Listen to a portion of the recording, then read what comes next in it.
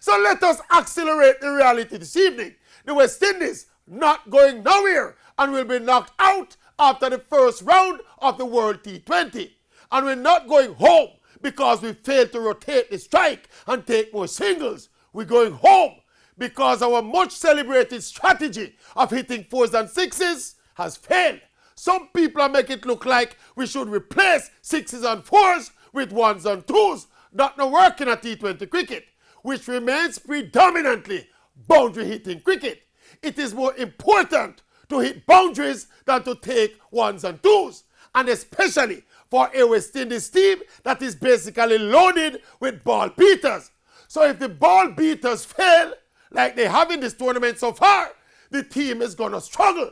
This notion that the T20 game is evolving and more conventional batting is required and blah, blah, blah, that is foolishness.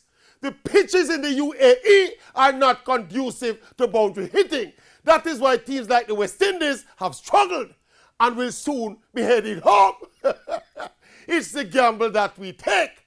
There is a reason why generally teams that win the boundary hitting matchups win most T20 games. So again, while taking singles is useful, it is indeed highly overrated in T20 cricket.